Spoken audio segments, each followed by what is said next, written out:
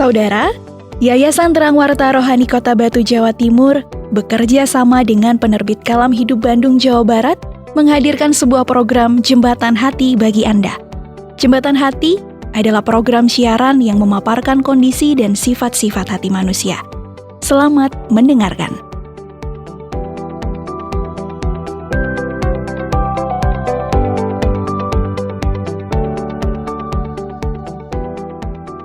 Aduh, hari ini cuacanya panas banget. Debu bertebaran di mana-mana. Lagian, aku juga ngerasa haus banget setelah seharian ngerjain pekerjaan rumah. Sebaiknya aku beli sesuatu yang seger-seger deh. Halo, selamat siang, Tia. Apa kabarnya? Halo Pak Gede, saya baik-baik aja. Gimana kabar Pak Gede? Mau kemana nih? Ya, saya kabar baik sekali. Ini saya mau ke warung, belikan anak-anak saya minuman dan jajanan, Dek. Kamu mau kemana, Dek, Tia? Sama Pak, saya juga mau ke warung. Haus banget. Lagian cuaca hari ini panas banget. Oh, gitu ya, Dek Tia. Iya, Sini sebentar, ada yang Bapak mau tanyakan ke kamu. ada apa ya Pak? Kok kayaknya serius banget? Enggak juga sih, ini Dek. Ngomong-ngomong, bagaimana kabar keluarganya kamu, bapakmu, gimana keadaan dia sekarang? Dan ada Pak Jamal masih ada di kontrakan itu apa tidak? Saya jarang sekali ketemu Pak Jamal akhir-akhir ini loh. Oh, Kak Jamal. Dia sekarang udah pindah dan gak kos di rumah kami lagi. Tanya sih dia buat usaha baru. Tapi saya gak tahu usaha apa ya. Oh, begitu. Dulu sih kami sering sekali ngobrol-ngobrol hal-hal yang menarik dengan Pak Jamal. Sampai-sampai lupa waktu. Pokoknya ada aja yang kami bahas dengan si Jamal itu. Ya saya sering merhatiin kalian sih. Kalian sering nongkrong berdua. Kadang Benar sekali. saya juga bingung. Kok ada aja yang dibahas?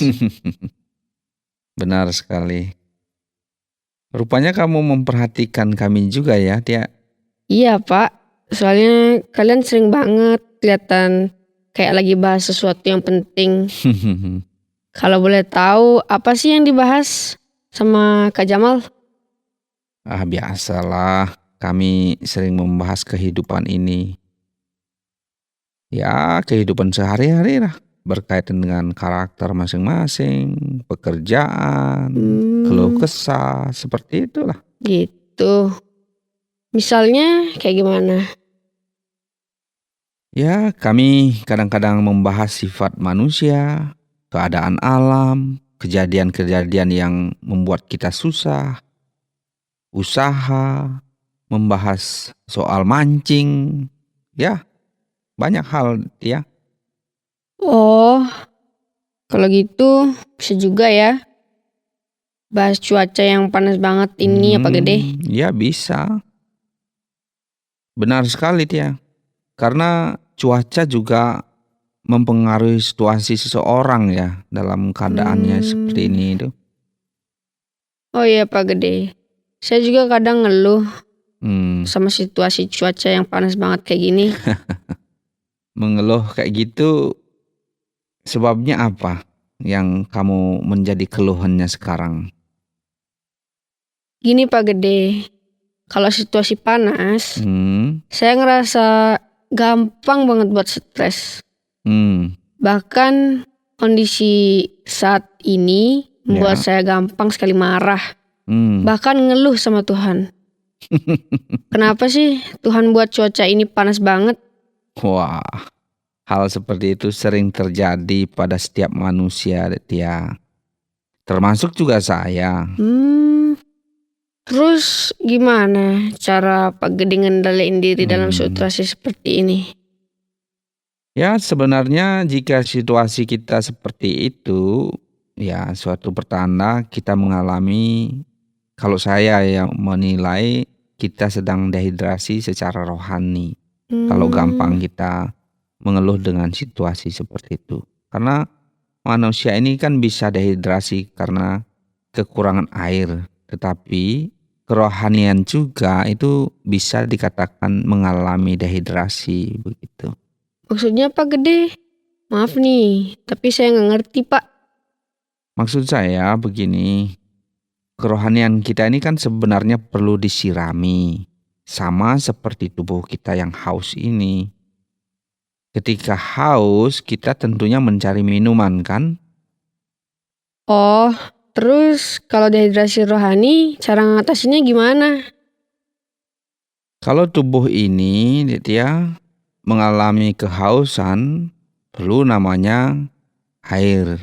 Kalau haus secara rohani, kita perlu menggali kehidupan kita di mana hal-hal yang kita perlu sirami dengan hal kerohanian begitu. Caranya gimana Pak?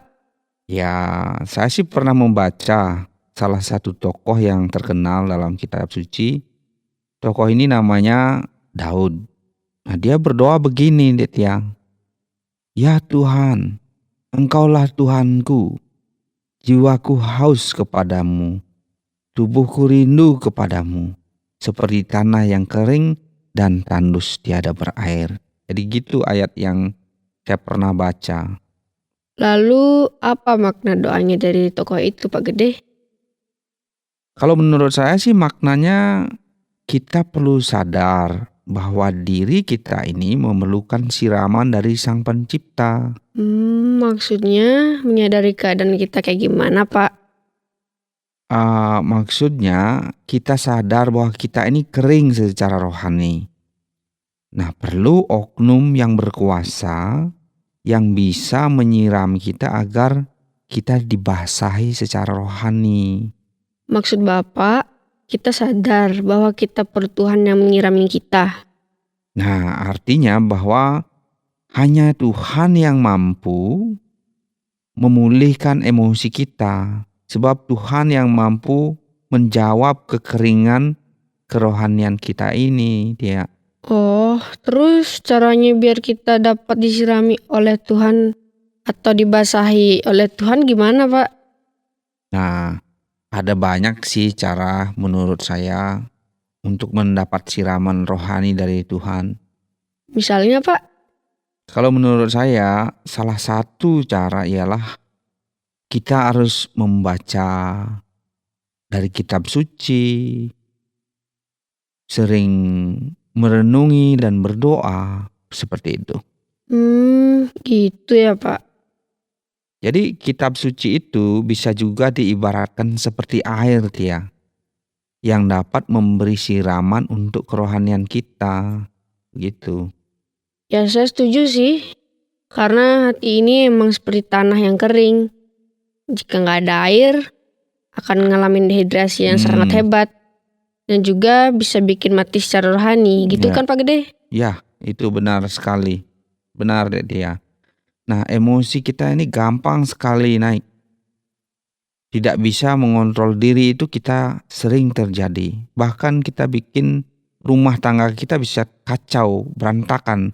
Oleh karena ketika kita dehidrasi dalam hal-hal rohani. Jadi dapat disimpulkan ya, bahwa dalam kitab suci dapat memperbaiki kehidupan ya Pak Gede. Nah, itu benar sekali dia. Kitab suci adalah solusi agar kita mengerti keadaan kita dan memberi solusi agar kita menjadi lebih baik. Nah, kitab suci itu seperti air yang mampu membuat lega kehidupan manusia. Dan saya rasa semua manusia perlu air bagi jiwa mereka. Wah, saya setuju sih. Tapi saya rasa gak gampang manusia sadar bahwa diri mereka sedang haus secara rohani. Ya benar sih, saya setuju juga kayak begitu. Itu sebabnya banyak orang melakukan tindakan yang anarkis. Misalnya bisa terjadi kekerasan dalam rumah tangga, tidak peduli terhadap anak, dan banyak hal lain yang bisa dilakukan apabila seseorang sedang tidak sadar kerohanian mereka dalam kondisi merosot ya. Tapi Pak, kan kebanyakan manusia beragama akan rajin dalam ibadah. Ya. Apakah itu tidak menjawab kebutuhan rohani mereka? Menurut saya agama sih tidak bisa menjamin bahwa seseorang itu tidak akan mengalami dehidrasi. Kok gitu? Ya bisa saja. Bagi sebagian orang melakukan kegiatan agama itu seperti rutinitas saja, Ditya. Ya, rutinitas kayak gimana Pak maksudnya? Ya, hanya datang untuk memenuhi kewajiban sebagai penganut agama, namun belum tentu memiliki hati yang dekat dengan Tuhan, seperti itu. Oh, jadi itu ya yang dimaksud sama agama sebatas rutinitas toh? Ya, begitulah yang saya tangkap selama ini. Wah, makasih ya Pak Gede. Saya jadi dapat pencerahan melalui sharing ini. Ya, saya harap begitu. Baiklah Dek Tia ya, semoga bermanfaat sharing kita ini. Selamat minum minuman rohani ya. Iya Pak, makasih atas pencerahannya. Semoga lain kali kita bisa ngobrol lagi ya Pak. Benar sekali. Ya, saya pergi senang. dulu. Ya.